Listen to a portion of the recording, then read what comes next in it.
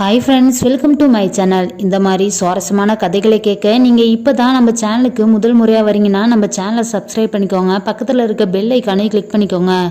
இவங்களுடைய பேர் பார்த்தீங்கன்னா லக்ஷ்மி. இவங்களுக்கு வயது 40 ஆகுது. இவருடைய கணவருக்கு பார்த்தீங்கன்னா 50 வயசாகுது. அவர் பேர் பார்த்தீங்கன்னா கணேசன். இவங்க குடும்பத்தில் பார்த்தீங்கன்னா லக்ஷ்மியோட குடும்பத்தில் மாமனார் மாமியார் அது இல்லாமல் இவங்க கொழுந்தனார் ஃபேமிலி எல்லாமே ஒரே கூட்டு குடும்பமாக தான் இருந்து வீட்டில் ரன் பண்ணிகிட்டு இருக்கிறாங்க. இப்படி இருக்கிறப்ப நம்ம லக்ஷ்மியோட மாமியார் தான் அவங்க இருக்கிற மட்டுமே அந்த குடும்பத்தை ரன் பண்ணிகிட்டு இருக்கிறாங்க. கொஞ்ச நாளில் அவங்க மாமனார் இறந்த பிறகு அப்போதைக்கு அவங்க மாமியார் இருக்கவும் அந்த ஃபேமிலியில் எந்த பிரச்சனையும் இல்லாமல் அந்த குடும்பத்தை ரன் பண்ணிகிட்டு இருக்கிறாங்க. அவங்க தான் எல்லா சமையல் வேலையில எல்லாமே பார்த்துக்கிட்டு இருப்பாங்க. இவங்க வீட்டில் இருக்க 2 மருமகளுக்கும் எந்த வேலையுமே கிடையாது. வீட்டில் சும்மா இருக்கிற வேலை தான். அப்படி இருக்கிறப்ப அவங்களும் உடம்பு சரியில்லாமல் படுத்த படுக்கை ஆன பிறகு பார்த்தீங்கன்னா வீட்டோட மூத்த மருமக தான் எல்லா பொறுப்பையும் எடுத்து நடத்தணும்.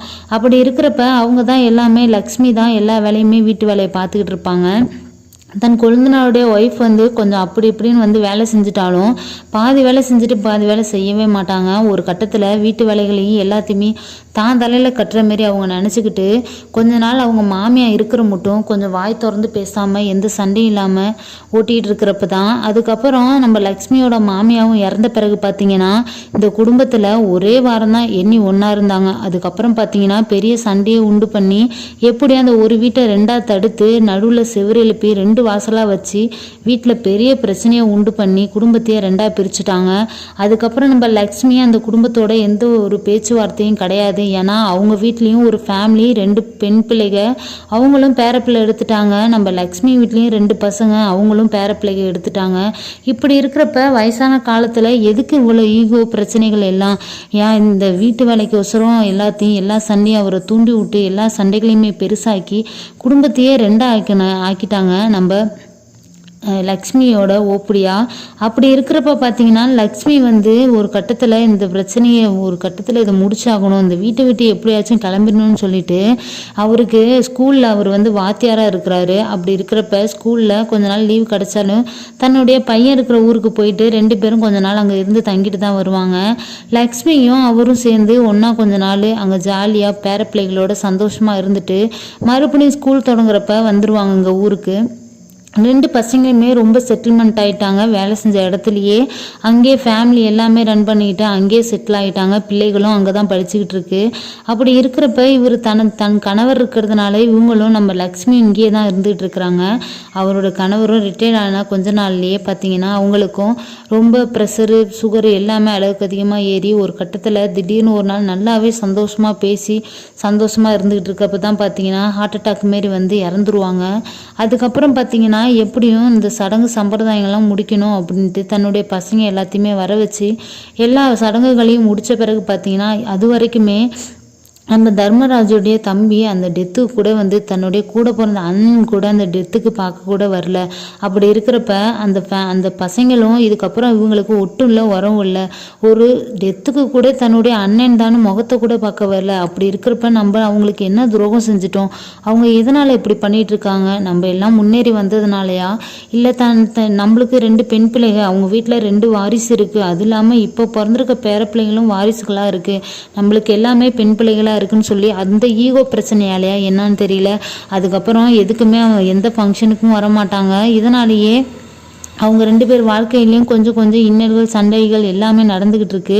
ஒரு கட்டத்தில் நம்ம லக்ஷ்மியை நீங்கள் வாங்கம்மா இங்கே இருக்க வேண்டாம், அவர் இருந்தால் உங்களை ஏதாச்சும் சொல்லி வம்புழுத்துக்கிட்டே இருப்பாங்க அப்படின்னு சொல்லி பசங்க 2 பேரும் தன்னுடைய அம்மாவை கூப்பிடுறாங்க. அதுக்கப்புறம் பார்த்தீங்கன்னா நம்ம லக்ஷ்மி அப்பா இருந்த அரசுலேயே இப்படி போகக்கூடாதுப்பா, வீட்டில் கொஞ்ச நாள் லைட் எரியணும் அப்படின்னு சொல்லிட்டு அவங்க இங்கேயே இருக்கிறாங்க. அதுக்கப்புறம் சரி நீங்கள் ஒரு 3 மாதம் கழிச்சு வாங்க அப்படின்னு சொல்லிடுறாங்க. நம்ம லக்ஷ்மியும் இப்போதைக்கு முன்னாடி ஒன்றா இருந்தப்போ கூட வீட்டில் அளவுக்கு அதிகமாக வேலை இருந்துச்சு. அதுக்கப்புறம் பார்த்தீங்கன்னா இவங்க தனிமையில் இருக்கிறதுனால எந்த வேலையுமே கிடையாது. இவங்களுக்கு மட்டும் சமைச்சிட்டு இவங்களுடைய வீட்டு வேலைகளும் எல்லாமே மிச்சமாக தான் இருக்குது. அப்படி இருக்கிறப்ப பசங்களும் மாதம் ஆனால் கொஞ்சம் அவங்க நம்ம லக்ஷ்மிக்கு பணமும் கொடுத்துருவாங்க, எந்த செலவாக இருந்தாலும் நீங்கள் பார்த்துக்கோங்கம்மா அப்படின்னு சொல்லிட்டு. இதனாலேயே இவங்க வீட்டில் எல்லா சொத்து பத்து எல்லாமே இருந்தும், பேரப்பிள்ளைகள் எல்லாமே இருந்தும் நம்ம தனிமையில் இங்கே இருக்கிற மாரி இருக்குது. எப்படியாச்சும் சீக்கிரம் கொஞ்ச நாளில் நம்ம பசங்களோட போயிடணும். அங்கே போனாலும் மருமகளோட ஏதாச்சும் சண்டை வந்துடுமோ என்னமோன்னு ஒரே இதில் இருக்கிறாங்க. ஏன்னா எல்லா வீட்லேயும் நடக்கிறது தானே. மருமக மாமியார் எந்த வீட்டில் தான் ஒன்றா இருக்கிறாங்க. அங்கே போய் இப்போதைக்கு நல்லா பேசிக்கிட்டு இருக்கோம், தனித்தனியாக இருக்கிறதுனால அங்கே போய் ஏதாச்சும் சண்டை ஆயிருமோ, இருந்த மட்டும் நம்ம இங்கே இருக்கலாம், முடியாத பட்சத்துக்கு அங்கே போய்க்கலான்னு சொல்லிட்டு நம்ம லக்ஷ்மியும் இங்கேயே இருக்கிறாங்க. கொஞ்ச நாளில் அவங்களுக்கு பார்த்தீங்கன்னா இவங்களுக்கும் உடல் சோர்வுலேருந்து எல்லா பிரச்சனைகளுமே வர ஆரம்பிச்சிருது. இதனாலேயே நம்ம லக்ஷ்மி அடிக்கடி வாக்கிங் போவ, அது இல்லாமல் சாயந்தரம் மார்னிங் வாக்கிங் போவாங்க. அது இல்லாமல் ஏதாச்சும் ஒரு சின்ன வேலைக்கு போகலான்னு சொல்லிட்டு பக்கத்து தெருவில் இருக்கிற சூப்பர் மார்க்கெட்டுக்கு ஒரு வேலைக்கு போகிறாங்க. அங்கே இருக்கிறப்ப அந்த கடை ஓனர் வந்து அவங்க மனைவி இறந்து கொஞ்ச நாள்லேயே அவங்க வந்து கடையை மூடாமல் இப்போதைக்கு இருக்கட்டும், அவங்க சொந்தமாக ஒரு கடை வச்சு ரன் பண்ணிக்கிட்டு இருக்கிறாங்க. அவங்க வீட்டில் பார்த்தீங்கன்னா அவங்களுக்கு ஒரு பொண்ணு தான், பையன் கிடையாது. அப்படி இருக்கிறப்ப பொண்ணும் தன் கட்டி போன இடத்துலையே அங்கே இருக்கிறாங்க. அதனாலேயே இவர் அந்த கடையை ரன் பண்ணிக்கிட்டு இருக்கிறாரு. எப்படியும் பொண்ணுக்கிட்ட அந்த கடையை ஒப்படைச்ச பிறகு தான் நம்ம அதுக்கப்புறம் தான் எந்த வேலைக்கும் போகாமல் வீட்டில் இருக்கணும்னு சொல்லிட்டு அந்த கடை ஓனர் வந்து அந்த கடையை ரன் பண்ணிகிட்டு இருக்காங்க. அப்படி இருக்கிறப்ப இவங்க நம்ம வீட்டிலேயே இருந்தால் இப்படியே இருந்தோம்னா இருக்கிற வியாதி பத்தாதுன்னு இன்னும் எல்லா வியாதியும் வந்துடும் சொல்லிட்டு இது கொஞ்சம் ஈஸியான வேலை தானே, வெயில் வேலையும் இல்லை. அப்படி இருக்கிறப்ப இந்த கடைக்கு போகலாம் அப்படின்னு சொல்லிட்டு கடைக்கு வேலைக்கு போகிறாங்க. அங்கே போய் கொஞ்ச நாள் ஓடிக்கிட்டு இருக்கு. கடைக்கு வேலைக்கு போக ஆரம்பித்ததுலேருந்து இவங்களுடைய தோற்றங்கள் எல்லாமே மாற ஆரம்பிக்குது. இவங்களுடைய ட்ரெஸ் சென்ஸு மற்றபடி மேக்கப் கூட கொண்டு சொல்லலாம், எல்லாமே மாறுது. ஏன்னா அங்கே இருக்கிற பிள்ளைகளோடு சேர்ந்துக்கிட்டு அதுங்கெல்லாம் வயசு பிள்ளைங்க. அப்படி இருக்கிறப்ப இவங்களும் கொஞ்சம் அவங்க சொல்கிறதுனால இவங்களும் டோட்டலாக சேஞ்சஸ் பண்ணிக்கிட்டாங்க. இதனாலேயே பக்கத்தில் தன்னுடைய கொழுந்தனார் அடிக்கடி இவங்கள வாட்ச் பண்ணிக்கிட்டு அவங்கள போக வரப்பெல்லாம் ஜாட மாடையாக சொல்லிக்கிட்டு இப்படி இந்த வயசில் மின்கிக்கிட்டு எங்கே போகிறா அப்படி இப்படின்னு சொல்கிறத இவங்களும் கேட்டுகிட்டு தான் இருக்காங்க. இருந்தாலும் சண்டை வேண்டாமே சொல்லிட்டு கொஞ்சம் பொறுமையாகவே இருந்துகிட்டு இருக்கிறாங்க. அதுக்கப்புறம் ஒரு நாள் பார்த்தீங்கன்னா ஊரில் நான் அந்த கடைக்கு ஜாமான் வரவங்க எல்லாமே ஓனரோட இவங்க சிரித்து பேசிகிட்டு இருக்கிறது, அது இல்லாமல் அடிக்கடி பேசி நக்கலாக கிண்டல் பண்ணிக்கிறது, இதெல்லாம் பார்த்துட்டு அந்த ஊரில் இருக்கிறவங்களும் 4 பேர் 4 விதமாக சொல்ல ஆரம்பிச்சிட்டாங்க. இந்த வயசில் இவ என்ன வேலைக்கு போகிறா, பசங்க 2 பேர் இருந்தாலும் கூட ஏன் அவங்க தான் சம்பளம் இவங்களுக்கு வேணுங்கிறது எல்லாமே வாங்கி தராங்க. அப்படி இருக்கிறப்ப இவ எதுக்கு வேலைக்கு போகிறா, இவங்களுக்கு எதுவும் இந்த வயசில் தனிமையில் இருக்குது, இளமை திருமணம் மாரி எல்லாம் பண்ணிகிட்டு இருக்கிறாளே அப்படின்னு ஊர்லேயும் 4 பேர் 4 விதமாக சொல்ல ஆரம்பிச்சிட்டாங்க.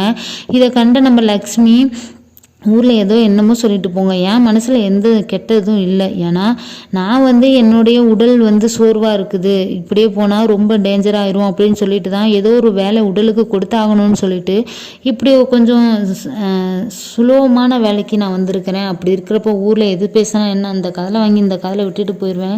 என்னுடைய நம்ம லக்ஷ்மியோட கொழுந்தனார் கூட நம்மளை பல விஷயத்தில் தப்பாக பேசினாலும் அதை தப்பாக எடுத்துக்காம ஏதோ எப்படியோ பேசிட்டு போகிறாங்க, நம்ம மனசு சுத்தமாக இருந்தால் சரிதான் அப்படின்னு சொல்லிட்டு நம்ம லக்ஷ்மியும் வழக்கம் போல் வேலைக்கு தான் போயிட்டுருக்குறாங்க. இதனால் அந்த கடையில் உள்ளவரும் இவங்க தனிமையில் இருக்கிறத பார்த்துட்டு அவரும் இவர் மேலே கொஞ்சம் தொட்டு பேசுகிறது, அது இல்லாமல் பக்கத்தில் உட்காந்து பேசுகிறது, அவங்களுக்கு எதாக இருந்தாலும் வாங்கிட்டு வந்து கொடுக்குறதுலேருந்து அவரும் ரொம்ப கவனிக்கிறத பார்த்துட்டு நம்ம லக்ஷ்மி இங்கே நடக்கிறத பார்த்திங்கன்னா வேறு மாரி இருக்குது. அவங்களுக்கும் தோணுது ஒரு கட்டத்தில் இவங்களும் நம்ம மேலே ஏதாச்சும் தப்பான அபிப்பிராயம் இருக்குமோ, ஊரில் சொல்கிறது உண்மையாக ஆயிருமோ அப்படின்னு சொல்லிட்டு இவங்க அந்த கடையை விட்டு நிற்கணும் அப்படின்னு முடிவு பண்ணுறாங்க. கடையை விட்டு நிற்கிறப்ப அந்த கடை ஓனர் வீட்டுக்கே வந்து நீ ஏன் முதல்ல கடையை விட்டு நிற்கிற, எனக்கு வீட்டில் வந்து உக்காந்தே பேசுகிறாரு அவங்களோட, ஏன் கடைக்கு வேலைக்கு வரல, எதனால் வரல அப்படின்னு கேட்க, இல்லை நான் இனிமேல் வேலைக்கு வரல, நான் வராமல் இருக்கலான்னு இருக்கிறேன் அப்படின்னு சொல்கிறாங்க. ஏன் இவ்வளோ நாள் வந்துட்டு இப்போ எதுக்கு வராமல் இருக்க, எனக்கோசரமாச்சு நீங்கள் யார் என்னை வேலைக்கு வர சொல்கிறதுக்கு, எனக்கு 2 பேர பிள்ளைகள் இருக்காங்க, பையன்கள் இருக்கிறாங்க, நான் இந்த வயசில் வேலைக்கு வரதே பெருசு, அப்படி இருக்கப்ப நீங்கள் ஏன் என்னை வர சொல்லி டார்ச்சர் பண்ணுறீங்கன்ட்டு நம்ம லக்ஷ்மி கேட்குறப்ப, இல்லைப்பா நீ வந்தீன்னா எனக்கு கொஞ்சம் சந்தோஷமாக இருக்குது, அது மட்டும் இல்லாமல் என் வாழ்க்கையில் ஏதோ ஒரு துணை கிடைச்ச மாரி இருக்குது அப்படின்னு சொல்கிறாரு. அப்படி இருக்கப்ப நீங்கள் என் மேலே தப்பான அபிப்பிராயம் வச்சுருக்கீங்கன்னு எனக்கு தோணுது. அப்படி இருக்கிறப்ப இந்த வயசில் நான் உங்கள்கிட்ட தள்ளி தான் இருந்திருக்கணும், ஏன்னா இந்த வயசில் நீங்களும் தப்பாக எடுத்துக்கிட்டீங்க. இதனாலேயே இல்லை பரவாயில்ல, உன்னை எனக்கு பிடிச்சிருக்கு, உனக்கும் ஆள் இல்லை எனக்கும் ஆள் இல்லை, 2 பேருமே ஒன்றா சேர்ந்து வாழலாமா அப்படின்னு கேட்குறாரு. அப்படி இருக்கிறப்ப ஐயோ இதுக்கப்புறம் என் வாழ்க்கைக்கு இது ஒரு தேவையா அப்படின்னு நினச்சிட்டு நான் எப்படியும் ஒரு கட்டத்தில் நீங்கள் என்னை தப்பாக புரிஞ்சிட்டிங்கன்னா என்னை மன்னிச்சிடுங்க, இதுக்கப்புறம் உங்கள் கடைக்கு நான் வேலைக்கு வரல, நான் என்னோட பையன் இருக்கிற இடத்துக்கே போகிறேன்னு சொல்லிட்டு இவங்க மனசில் இருந்ததெல்லாம் சொல்லி அவங்கள திட்டி அனுப்பிச்சிடுறாங்க. அதுக்கப்புறம் அவரும் தன்னுடைய வேலையை பார்க்க ஆரம்பிச்சிட்டாரு. இதுக்கப்புறம் நம்ம இங்கே இருந்தால் செட் ஆகாதுன்னு சொல்லிட்டு இருந்த வீட்டையும் வாடகைக்கு விட்ட பிறகு தன்னுடைய பசங்களை தேடி போயிட்டாங்க. அங்கே போய் தன்னுடைய பேர குழந்தைங்க தான் உலகம்னு சொல்லிட்டு பேர குழந்தைங்களோட சந்தோஷமாக வாழ்க்கையை நடத்த ஆரம்பிச்சிட்டாங்க. அதுக்கப்புறம் பார்த்தீங்கன்னா 2 வீட்லையுமே 2 பேர பிள்ளைகள் அவங்கள மேய்க்கிறதுக்கே அவங்களுக்கு சரியாக இருக்குது. அதுலேயே அவங்களுடைய சந்தோஷமான வாழ்க்கைகள் எல்லாம் கடந்து போகுது. அது ஒரு கட்டத்தில் நீங்கள் 2 பேருமே ஜோடியாக சந்தோஷமாக எங்கே வேணாலும் போய்க்கோங்க, பிள்ளைகளை பார்த்துக்கிறது என்னுடைய கடமை அப்படின்னு சொல்லிட்டு லக்ஷ்மி வந்து 2 வீட்லேயுமே 2 வீட்டு பிள்ளைகளையும் பொறுப்பாக பார்த்துக்கிறதுல அவங்க ஒரு மும்முரமாக தான் இருக்கிறாங்க. ஏன்னா ஒரு வீட்டில் பெரியவங்க இருந்தால் தன் குழந்தைகளை நல்ல முறையில் பார்த்துக்குவாங்க. இந்த வயசுலேயும் அவங்க தடுமாறி நிலமாறி போகாமல் எப்படியோ அவங்கள்ட்டேருந்து தன்னுடைய வாழ்க்கையை மாற்றி எடுத்துகிட்டு வந்துட்டாங்க. இதனால் தன்னுடைய வாழ்க்கையில் எது நடந்தாலும் இதுக்கப்புறம் எந்த முடிவுக்கும் போகக்கூடாது, தன் பிள்ளைகள் தான் நம்மளுக்கு மகிழ்ச்சியை உண்டு பண்ணும் அப்படின்னு சொல்லிட்டு அதுக்கப்புறம் தன் ஃபேமிலி பையனோடைய அவங்க வாழ்க்கையை ரன் பண்ண ஆரம்பிச்சிட்டாங்க. இந்த கதை உங்களுக்கு பிடிச்சிருந்துச்சு அப்படின்னா லைக் பண்ணுங்கள், ஷேர் பண்ணுங்கள், கமெண்ட் பண்ணுங்கள்.